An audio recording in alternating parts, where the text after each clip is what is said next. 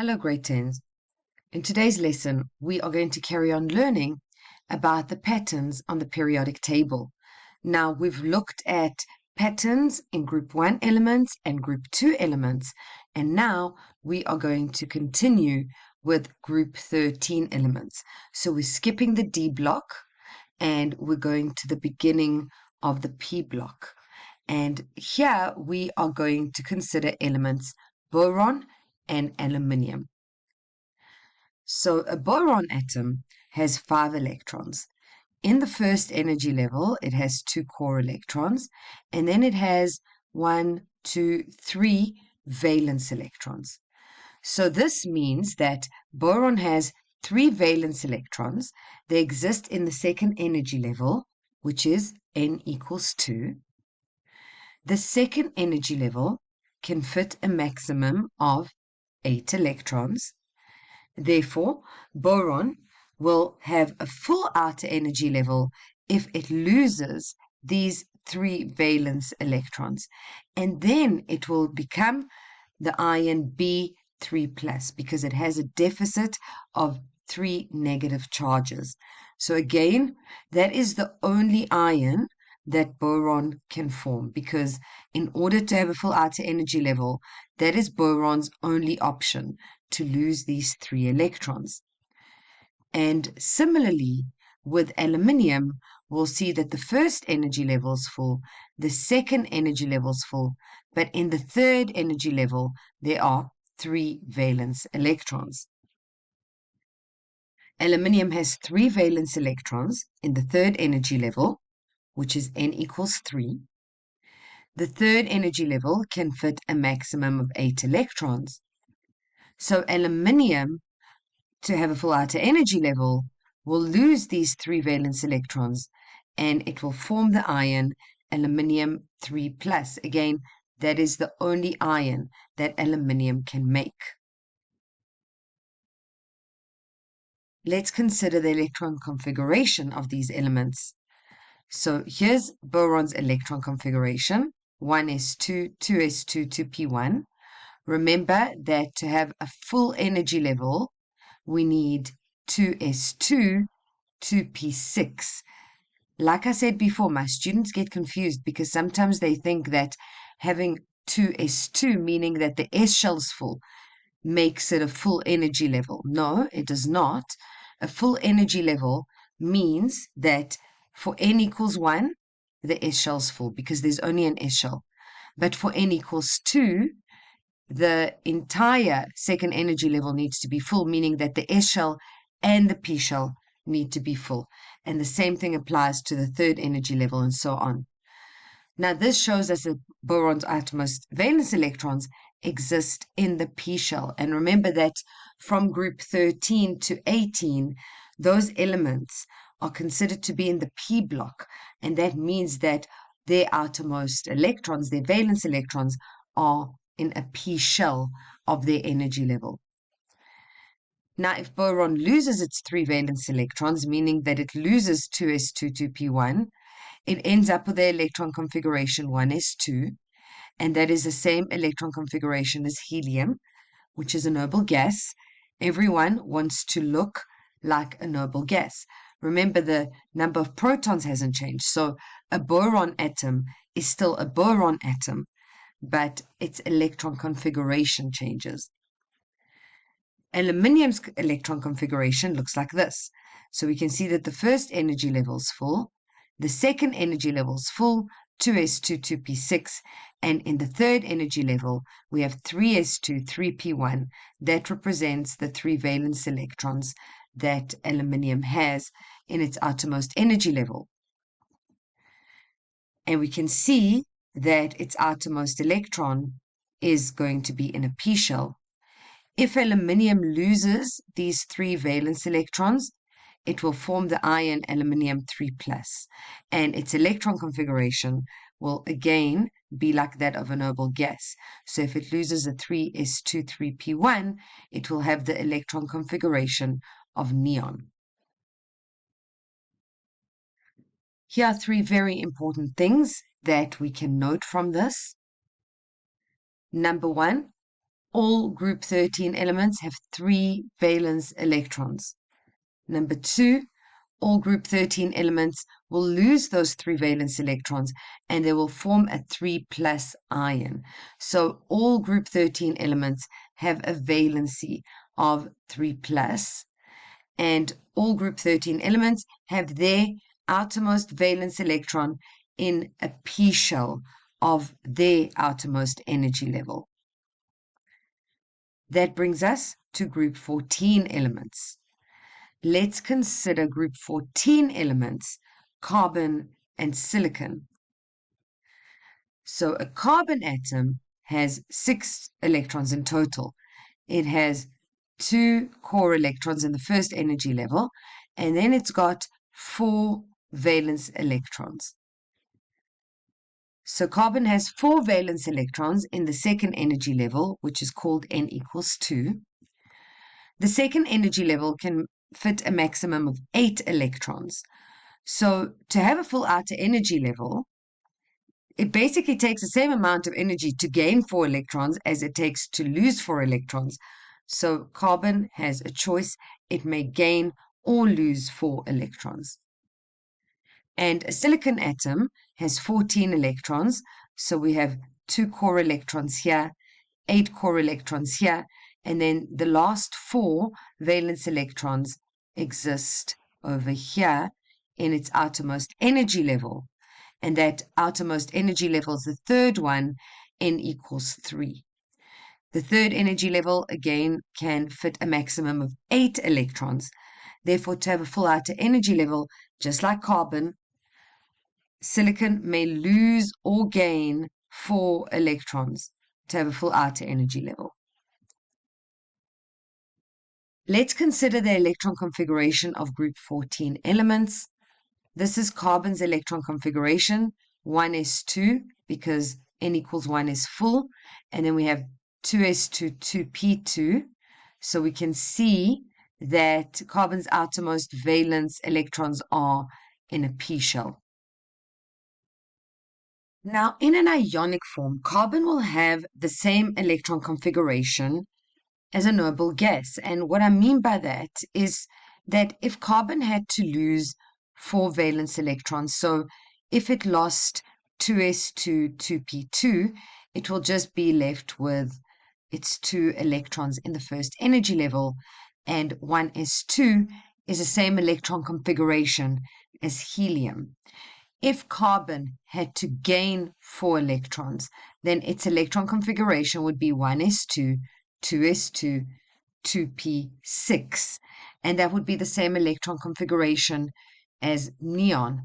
However, what we need to note, and we're going to come back to this later, is that carbon rarely forms ions. There are 2 types of bonds. There are ionic bonds, which get formed due to the formation of ions, and then we get covalent bonds, which are different to ionic bonds. Carbon rarely gets involved in ionic bonds. Carbon gets involved in covalent bonds. And so carbon wouldn't really generally gain or lose 4 electrons to have a full outer energy level and form an ion. Silicon's electron configuration is 1s2 because it's N equals 1 is full, and then 2s2, 2p6 because it's N equals 2 is full, and then 3s2, 3p2 represents the 4 valence electrons in the third energy level, and we can see that the outermost valence electrons of silicon are in a p shell. Again, in an ionic form, silicon will have the same electron configuration of a noble gas, but just like carbon, silicon rarely forms ions, so you wouldn't use it in that context. So if silicon had to lose 4 valence electrons, it would have the electron configuration of neon, and if it had to gain 4 valence electrons, making this 3p6, then it would have the same electron configuration as argon. So here are some very important things that we can note from this. All group 14 elements have 4 valence electrons. The valency of group 14 elements may be 4 plus or 4 minus. That's because it would take the same amount of energy to gain 4 electrons as it would take to lose 4 electrons. All group 14 elements have their valence electron in the p shell of their outermost energy level. Now in group 14, lead and tin are the elements that tend to form ions, and the other elements don't generally tend to form ions. And later, when we come to learning more about ions and ionic bonding, we will look at the valency of lead and tin again. So in summary, ions are formed when electrons are gained or lost, which results in the formation of the ion.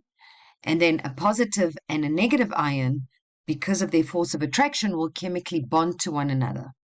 But that forms an ionic chemical bond, whereas elements like carbon, silicon, and germanium tend to get involved in a different type of bond, known as a covalent bond or a molecular bond. And this bond doesn't involve the formation of ions. But again, we'll clarify this in the next section on chemical bonding. Let's now move on to group 15 elements. Let's consider group 15 elements, nitrogen and phosphorus. Let's consider a nitrogen atom, which has 7 electrons in total. So it has 2 in n equals 1, and then the remaining 5 valence electrons exist in the second energy level, which is n equals 2. The second energy level can fit a maximum of 8 electrons. So in this case, to have a full outer energy level, nitrogen may only gain 3 electrons. It is not going to lose 5 electrons because that takes more energy than gaining 3 electrons. So nitrogen can only gain 3 electrons to become the N3- ion.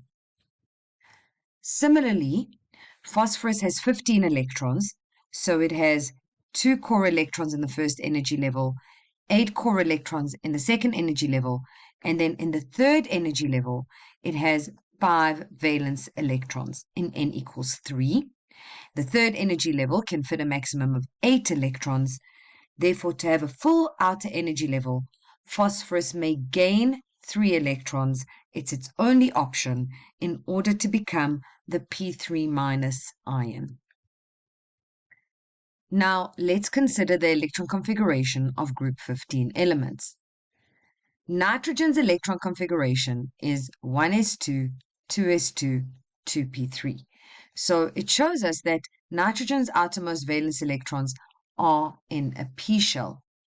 Now, nitrogen's going to gain 3 electrons to form the N3- ion, which will mean that its new electron configuration will be 1s2, 2s2, 2p6, and that is the same electron configuration as the noble gas neon. Phosphorus's electron configuration is 1s2, 2s2, 2p6, 3s2, 3p3. Its outermost valence electrons are in a p shell. When phosphorus gains those 3 valence electrons, it will become 1s2, 2s2, 2p6, 3s2, 3p6, because it has gained 3 electrons here, and this is the same electron configuration as argon, again a noble gas. So here are 3 very important things that we can note. All group 15 elements have 5 valence electrons. All group 15 elements have a valency of 3-, so they will gain 3 electrons to form a 3- ion. And all group 15 elements have their valence electrons in the p shell of their outermost energy level. Why do group 15 elements tend to gain 3 electrons and they don't rather lose 5? Well, it's all based on energy. It takes less energy to gain 3 than it takes to lose 5. Another thing that we need to be really cognizant of is Group 1 and Group 2 was metals, with the exception of hydrogen. And then in Group 13, we've got some metals and some semi-metals. But let's take a look now from Group 15 onwards, Group 15, 16, and 17. Those are all going to be non-metals. So we're looking here at the ions of non-metals. So the metals form positive ions and the non-metals form negative ions. That's very important. And ions of non-metals have a name that ends in "ide." Remember, based on our naming methodology for a metal and a non-metal, the metal retains its name and the non-metal's name changes to end in "ide." So, for example, the nitrogen ion is called nitride. The phosphorus ion is called phosphide. So, if you're asked to provide the electron configuration or an Aufbau diagram for a nitrogen atom, that's different to being asked for the same thing of nitride. They won't always call it a nitrogen ion. And strictly speaking, the nitrogen ion has a special name called nitride. So if they ask you for an Aufbau diagram of nitride, then you know that you need to provide the Aufbau diagram for the nitrogen ion, which is N3-. Let's move on to Group 16 elements. We'll consider oxygen and sulfur. An oxygen atom has 8 electrons. So it has 2 electrons in the first energy level, and then we have the second energy level, which contains the 6 valence electrons. So that is N equals 2. The second energy level can fit a maximum of 8 electrons. So oxygen, in order to have a full outer energy level, will gain 2 electrons. And if it gains 2 electrons, it becomes an O2- ion. Again, this is the only ion that oxygen can make. And that ion is not actually, strictly speaking, called the oxygen ion. It's called oxide. That is a special name given to the ion of oxygen. Sulfur has 16 electrons, so it has 2 core electrons, 8 core electrons, and then it has 6 valence electrons in the third energy level, which is N equals 3. The third energy level can fit a maximum of 8 electrons, so to have a full outer energy level, sulfur will gain 2 electrons to become the S2- ion. And what is the special name of this ion? It is sulfide. Let's consider the electron configuration of these elements. Here's oxygen's electron configuration: 1s2, 2s2, 2p4. So again, we can see that oxygen's outermost valence electrons exist in the p shell. If oxygen gains 2 electrons and it forms the 2- ion, then its electron configuration will look like this with 2p6, which is the same electron configuration as neon, which is a noble gas. Sulfur's electron configuration is 1s2, 2s2, 2p6, because the first and second energy levels are full, and then 3s2, 3p4. Again, sulfur's outermost valence electrons are in a p shell. If sulfur had to gain 2 electrons, then its electron configuration here will change to 3p6, which is the same electron configuration as the noble gas argon. And what we can note from this is that all group 16 elements have 6 valence electrons. All group 16 elements tend to gain 2 electrons in order to have a full outer energy level, meaning that they form a 2- ion. So group 16 elements have a valency of 2-. All group 16 elements have their valence electrons in a p shell of their outermost energy level.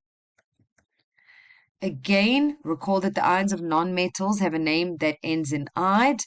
So the oxygen ion is called oxide, the sulfur ion is called sulfide. Note that a compound formed with oxygen is known as an oxide. So that's a definition. If you get asked to define an oxide, you would say that it is a compound formed with oxygen. So iron oxide is a type of oxide. Carbon dioxide is a type of oxide. Both are oxide compounds because there is something bonded to oxygen. Let's look at group 17 elements. Group 17 elements have a special name. They are called halogens. Compounds formed with halogens are known as halides. So again, if you're asked to define a halide, you would say that it is a compound formed with a halogen, knowing that halogens are group 17 elements. So, for example, chlorine is a halogen. So, silver chloride is a compound that's formed with a halogen. So, it is an example of a halide. Let's consider group 17 elements, fluorine and chlorine. Fluorine has 9 electrons, so it has 2 core electrons, and then it has 7 valence electrons. And those 7 valence electrons exist in the second energy level, n equals 2. The second energy level can fit a maximum of 8 electrons. So a fluorine atom only needs to gain 1 electron in order to have a full outer energy level, and then it forms the ion F minus. That's the same as F1 minus, but we leave out the 1. A chlorine atom has 17 electrons. So we have 2 electrons here that are core, 8 electrons here that are core, and then it has 7 valence electrons in the third energy level, which is n equals 3. The third energy level can fit a maximum of 8 electrons. So to have a full outer energy level, chlorine may gain an electron to become Cl minus. Again, that's the same as saying Cl1 minus, but we don't represent it like that. We just use a minus. Let's consider the electron configuration of these group 17 elements. Fluorine's electron configuration is 1s2, 2s2, 2p5. Again, we can see that fluorine's outermost valence electrons are in a p shell, and if fluorine gains an electron to become the F minus ion, then its electron configuration looks just like neon's electron configuration. Chlorine's electron configuration looks like this. Again, we can see that chlorine's outermost valence electrons exist in a p shell, and if chlorine gained an electron to become the Cl minus ion, then we would have, instead of 3p5, 3p6, which is the same electron configuration as the noble gas argon. So here are 3 very important things that we can note from this. All group 17 elements have 7 valence electrons, and they all gain an electron to form a 1 minus ion, meaning that all group 17 elements have a valency of 1 minus, and all group 17 elements have their valence electrons in the p shell of their outermost energy level. Again, ions of nonmetals have a name that ends in "ide." So the fluorine ion is actually called fluoride, and the chlorine ion is actually called chloride. Bromine ion is called bromide. Iodine ion is called iodide. Finally, let's look at group 18 elements. Group 18 contains unreactive gases like helium, neon, and argon. They have a special name, as we've already mentioned, noble gases, also known as inert gases. They don't form molecules with other elements. They also don't bond with each other. because they already have a full outer energy level, they are in their lowest energy state. So they don't need to bond in order to create a lower energy state for them. So that makes these atoms very stable, which means that they're unreactive. Helium has 2 electrons in its outermost energy level, because remember that the first energy level can only hold 2 electrons. Neon and argon have 8 electrons in their outermost energy level, because remember that N equals 2 and N equals 3 can each carry a maximum of 8 electrons. As we saw above, all ions have the electron configuration of a noble gas. And the reason for that is that that is a stable electron arrangement. Now we're going to start off the next lesson by populating the periodic table with all this information that we have just learned, so that all this information that you've just learned, you understand, but you don't have to draw pictures every time you want to figure out the number of valence electrons or the valency of an atom. So we're going to populate, meaning that we're going to fill in all the information that you need on a periodic table. You are going to then fill in your periodic table as soon as you get a test or an exam in chemistry, according to the way that I'm going to show you. And that is really a shortcut to chemistry. It's really going to help you answer questions more easily and make fewer mistakes. So I'll see you in the next lesson.